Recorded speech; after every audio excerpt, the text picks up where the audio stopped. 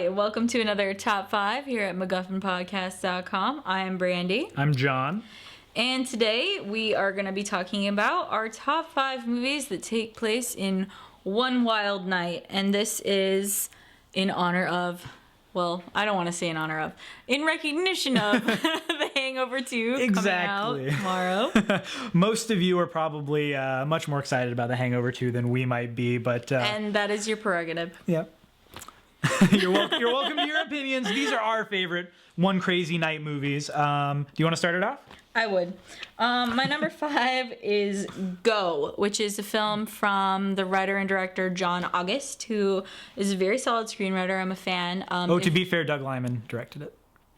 Oh, okay. Well, John August is a person who directs things, and he happens to write Go. You are right, though. A great collaboration from them. Just as an aside, if you are an aspiring screenwriter or even interested in screenwriting and you're not reading John August's blog, you should be doing so, and Google it right blog. now. Great blog. This film is... it's a fun adventure. It's one of the... It's not a comedy like a lot of the movies that I think of when I think of this kind of film. Yeah. It has a lot of funny parts, but it's not a straight up comedy. Stars Sarah Polley, who I adore. Timothy Olyphant, it's one of his first big roles, and I'm a huge fan of him. One of the best things that Scott Wolf has ever been in, and there's tons of other fun people. Jane Moore's in it. If you like Katie Holmes, she's in it, and she actually does a pretty good job.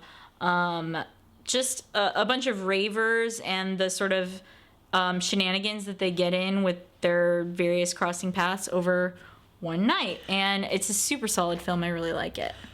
Yeah, I'm fine with Go. I'm going to sum it up with this. It's Pulp Fiction Jr. Well, that's kind of how I feel about it. For another day.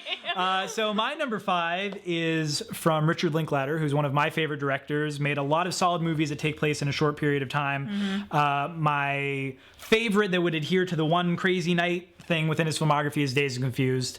Really like this film, crazy party over the course of a day and then into the night in the 70s. An amazing cast, especially looking back on it now. I mean, Ben Affleck, Matthew McConaughey. Pretty much Matthew McConaughey's entire career is based on this one performance. He's never really been close to as good. It's a shame. I could make a case for Matthew McConaughey. But that's another story for another topic. If you've seen 13 Conversations About One Thing, but... Yeah, and it's a lot of fun. It's people hanging out, and it really rings true. That's something that I love about the whole taking place over one day or one night kind of subgenre, if you want to call it that, is that it just rings true to life. Just people hanging out, doing their thing. I think I really missed the boat on Dazed and Confused. I don't really understand what the big deal is.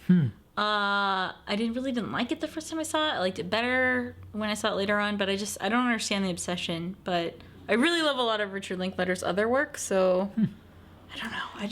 I don't know. I'd say maybe check it out, and the Criterion DVD of it is one of the best DVDs you could ever buy. Yeah. Wow. Okay.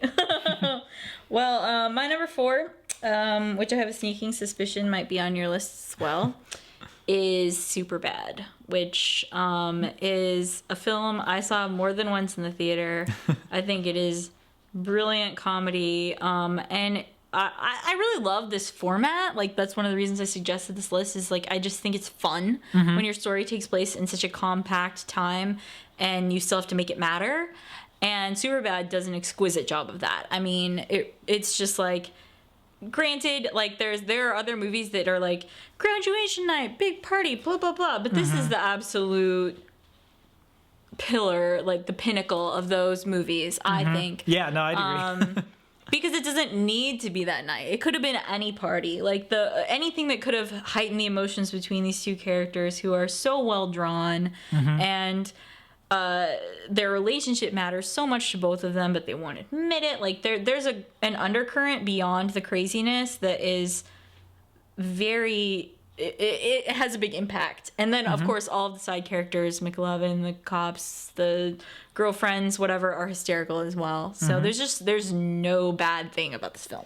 Yeah, I think I might talk about it later. Okay. So we'll save it for then. My number 4 is the father film, I like to refer to it as, of Dazed and Confused, and that is American Graffiti from 1973. If you look at it, the exact same movie. I'm just gonna say right now that my number 3 was gonna be American Graffiti as well. Oh, okay. Wait, one of my favorite films of all time. It was gonna, or it still is? I mean, we can talk about it at the same together, time. Okay, because that's the next movie I was going to mention. Very similar to Dazed and Confused. I think it's a better film, but I just love the whole idea. It's the last day of something. Dazed and Confused is the last day of school before another boring summer. American Graffiti, there's more stakes in that it's the last day of summer vacation before it's time to go into real huge life. Stakes. Before you go off to college. Once again, it's just an amazing assemblage of actors. It's kind of funny how teen movies like this tend to be a shooting off point for so many future stars. I think Richard Dreyfuss gave one of his best performances. Ron Howard is great. Charles Martin Smith, I don't know really why he wasn't a bigger comedic actor, but I smile like every time he shows up in a movie because he was so good as Terry the Toad. Right. Paul Lamont was even great. And the girls as well. Candy Clark was Oscar nominated for it. A lot of great stuff going on. And I mean, at this point in his career, who would have thought that George Lucas could make a movie that seemed so realistic, had such well-drawn characters, had such amazing dialogue, I think I said to you guys off camera once, doesn't it feel like George Lucas murdered his college roommate and stole his first couple screenplays? Because American Graffiti and Star Wars are so good, and everything after that is just some of it's really good, but because of other people besides George Lucas. That's funny. Maybe there was kind of there was sort of a plot line similar to that in Woody Allen's "You Will Meet a Tall Dark Stranger." Maybe he was inspired by his associate George Lucas. Maybe, I don't know. But I think American True Hollywood stories, perhaps. I think American Graffiti is amazing. I have listened to the soundtrack a million times. The soundtrack's one of the best of all time. My mom had it on a record. What's that? What's that? It's perfect. There's nothing I would change about this film. So anyway, that was gonna be my number 3. So we can move on to your. My number 3. Number 3. Okay, so my number 3 is switching it up a little bit, and that. Oh wait, no, it's not. Forgot the order of my movies. My number 3 is Superbad. This is what happens when we merge more things. About why Superbad is so great. I absolutely love Superbad. I think it's the funniest movie of the last decade, one of the funniest of all time, one of the best teen movies ever made, and I'm a giant fan of that subgenre. I just think the script by Seth Rogen and Evan Goldberg is what makes the movie what it is. The character development, like you talked about, their relationships with each other, all ring true. The way, just the arc of what happens to the characters, where they go, what they want, and kind of how it plays out. You see things like American Pie, or even The Last American Virgin back in the 80s, had the exact same plot. Some loser guys want to get laid, but the way that it goes about it, the kind of people that the characters Seth and Evan are in Superbad, makes it seem like such a different journey than just some horny guys like you've seen in the other movies. And yeah, I don't know. I'm a giant fan of it. All right, well, I almost kind of feel like my number 2 film, which is one of my favorite movies of all time. Is it Superbad again? No. Is a little bit of a flip side of the Superbad story for a girl, and that is 16 Candles. Which doesn't flat out go I just want to lose my virginity or whatever, but she really wants to get with Jake Ryan. Yeah, that's true. She does mark the test to say if you're going to do it with somebody, it would be him. I mean, granted, that movie would probably leave you with a much different feeling if the climactic scene was a climactic scene. True story, but I think if you're going to tell that kind of story from a girl's perspective, this is kind of how you do it on film for whatever reason. Again, another story. But I think 16 Candles is a very amazing film. You really get to know this character of Samantha so quickly. She's so well established. Molly Ringwald's best performance, in my opinion. Not that she's not amazing in the other movies in the 80s that she's in. And then you get to see this whole craziness all night with the nerd and the party, and his adventure is probably more exciting than hers is even, but he gets the comedy, she gets the drama. It's a nice balance there. And then they get to have that great scene together where it all crosses. I don't know. I just love this film, and It's my favorite of the John Hughes canon. So I'm a giant John Hughes fan, and that's a very good movie. My number 2, we're now finally going in that other direction I kind of gave you a teaser of earlier, and that is Die Hard, which was John McClane's One Wild Night.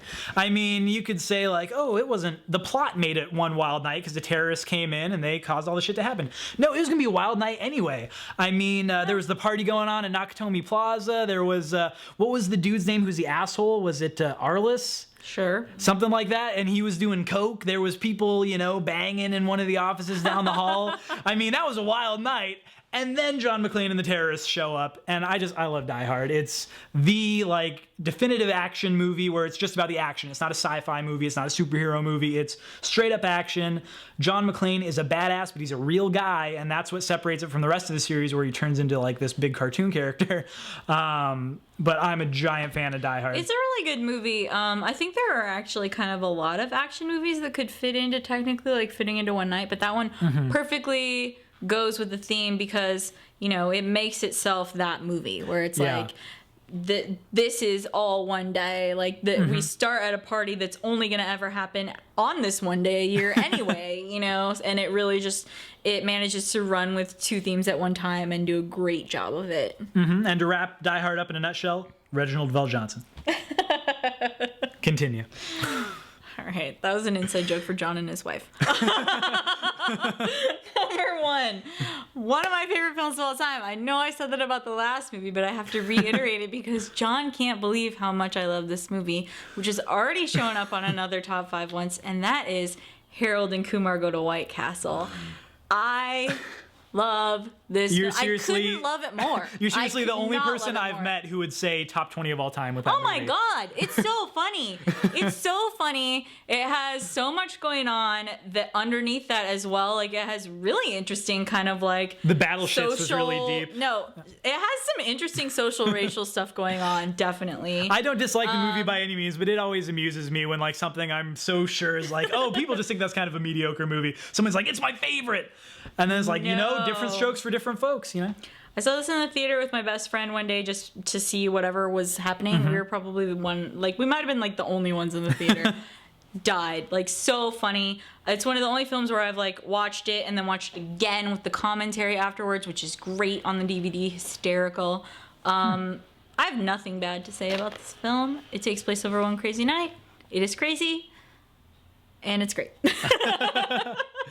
I just got to say, if they make a third one, it should really be about their neighbors. Making a third one. It should be about their neighbors across the hall. Christmas this year.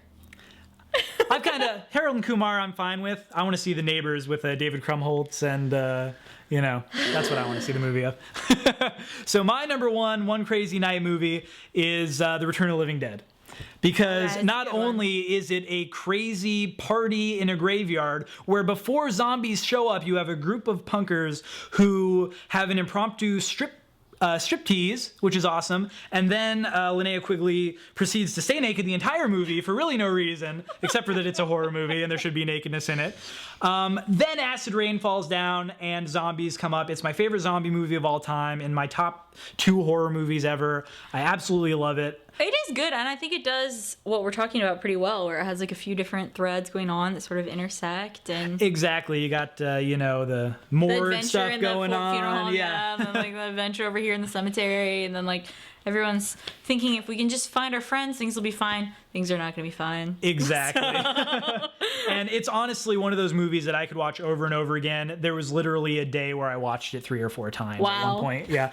There's a few movies you've said that about, and I found that to be a weird thing. But, unfortunately, they're that good. Right, I couldn't do anything else. All right. Well, or I didn't have anything else to do.